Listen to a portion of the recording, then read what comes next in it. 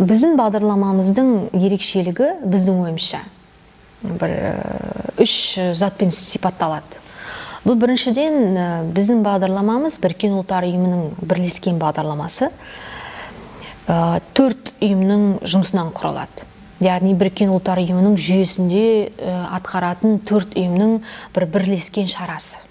Бұл біздің ұйымымыз, бұл Біріккен ұлттар ұйымының даму бағдарламасы, Біріккен ұлттар ұйымының балалар ұйымы, және де тағы да басқа 4 ұйымның өзінің бірлескен жұмысы.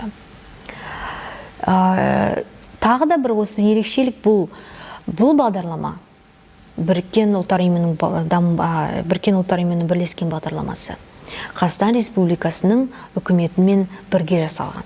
Яғни Қазақстан Республикасының үкіметінің осы бағдарламаны жүзеге асырудағы өзінің рөлі зор, және де қаржылық үлесі де бар. Мен бір айтатып өтетінім бұл қазір кездегі ТМД елдеріндегі тек бірақ қана мысал болып табылады.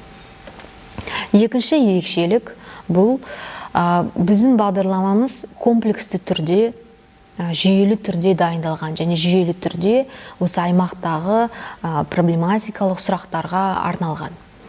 Бағдарламаны дайындау кезінде біз Шығыс Қазақстан әкімдігімен өте тығыз қатынаста жұмыс істедік, және де Қазақстан Республикасының экономикалық даму және сауда министрлігімен, сол кезде, қазір кезде енді басқа атауда бұл министрлік, осы министрліктермен бірге өте тығыз түрде біз дайындаған болатынбыз. Өйткені әрине біз білеміз, қазір кезде Қазақстан Республикасының аймақтарында көптеген үлкен мемлекеттік бағдарламалар жүзеге асыруда, және де аймақтардың даму бағдарламасы жүзеге асыруда. Біздің басты бағытымыз бұл осы біздің атқарылып отқан бағдарламамыз сол бағдарламаларды қайталанбаса екен, сол бағдарламаларға тек өзінің бір үлесін қосса екен деген себеппен жасалған болатын.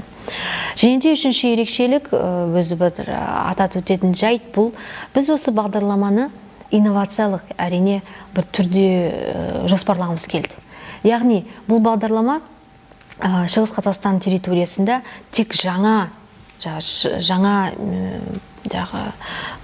методикаларды, тек жаңа бір шараларды жүзеге асырса, сонда осы шаралардың арқасында қалатын білім, ақыл және зерттеулер тек осы Шығыс Қазақстан облысында әрі қарай қала берсе және жүзеге асыра берсе деп ойлаған болатынбыз.